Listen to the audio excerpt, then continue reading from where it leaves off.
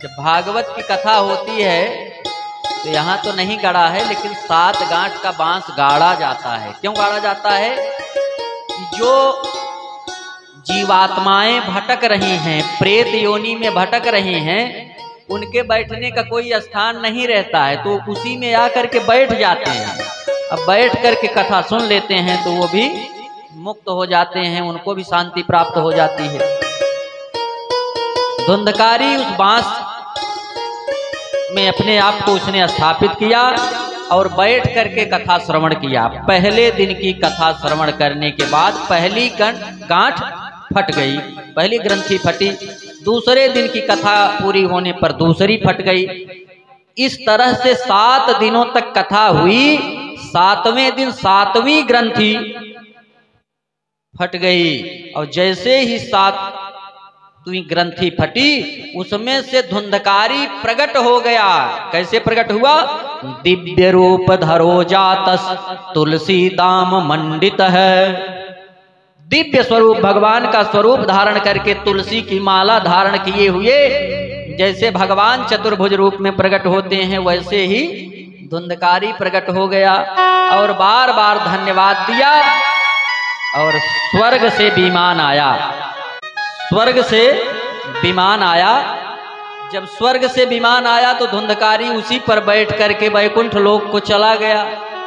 अब जितने श्रोता बैठे थे, कथा तो हम सब ने सुनी, विमान सिर्फ धुंधकारी के लिए क्यों आया?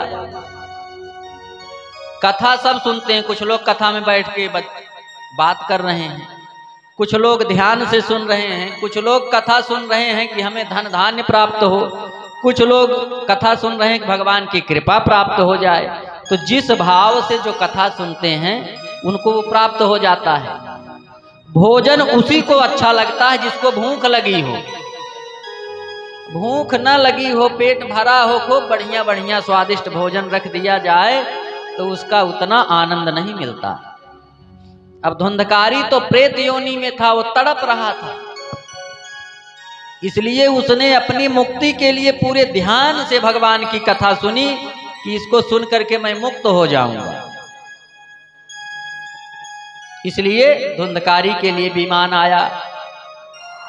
किसी ने पूछा, जब आपने पिंडदान कर दिया था गया में तो वहां धुंधकारी क्यों नहीं मुक्त हुआ? गया में पिंडदान करने से भी प्रेत योनि से मुक्ति मिल जाती है, तो क्या गया का महात्म कम है? तो गोकर्ण महाराज ने कहा, नहीं, गया का महात्म कम नहीं है, लेकिन चिट्ठी सही जगह पे तभी पहुंचेगी जब उसका सही एड्रेस पता लिखा रहेगा। अब संकल्प कराते समय, पिंडदान कराते समय गोत्र का नाम लिया जाता है, उसका नाम लिया जाता है। धुंधकारी तो गोकर्ण के गोत्र खानदान का था ही नहीं, उसे तो धुंधली की बहन ने ला करके दे दिया था, इनके परिवार का था नहीं, तो दिया हुआ पिंडदान गोकर्ण का इन्हें कैसे मिल जाता? इसलिए मुक्ति नहीं मिली। लेकिन भागवत की ये कथा जो है, इसको येन केन प्रकारेण जो भी सुन लेता है उसे इसका फल प्राप्त हो जाता है, उसे सद्गति मिल जाती है। तो सबने कहा कि एक बार पुनः कथा का आयोजन कीजिए और हम लोग भी उसी भाव से भगवान की कथा सुनेंगे जैसे धुंधकारी ने सुना है। गोकर्ण महाराज ने पुनः श्रीमद् भागवत महापुराण की कथा का आयोजन किया। सारे गांव के लोगों ने उसी प्रकार से कथा सुनी और कथा जब पूरी हुई तो सबके लिए विमान आया। सब लोग विमान में बैठकर भगवान के लोक को चले गए। बोलिए सच्चिदानंद भगवान की।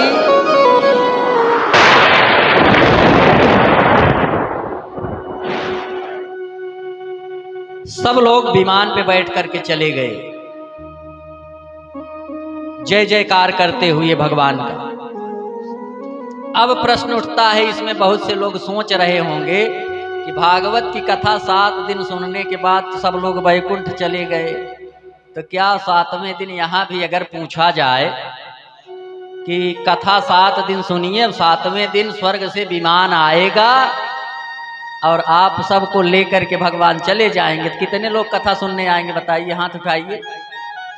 अच्छा, फिर भी आएंगे आप लोग, बड़े अच्छे श्रोता हैं। लेकिन मैंने पहले बताया जो जिस भाव से कथा सुनते हैं वही उनको प्राप्त होता है। तो इस प्रकार से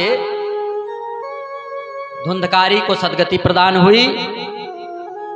अब आइए अगले प्रसंग में प्रवेश करते हैं। उसके पहले 2 बार भगवान नाम संकीर्तन। सीताराम सीताराम सीताराम सीताराम सीताराम सीताराम सीताराम सीताराम राधे श्याम राधे श्याम राधे श्याम राधे श्याम राधे श्याम राधे श्याम राधे श्याम राधे श्याम सीताराम सीताराम सीताराम सीताराम सीताराम सीताराम सीताराम सीताराम राधे श्याम राधे श्याम राधे श्याम राधे श्याम राधे श्याम राधे श्याम राधे श्याम राधे श्याम सीताराम सीताराम सीताराम सीताराम सीताराम सीताराम सीताराम सीताराम राधे श्याम राधे श्याम राधे श्याम राधे श्याम। बोलिए सच्चिदानंद भगवान की जय हो।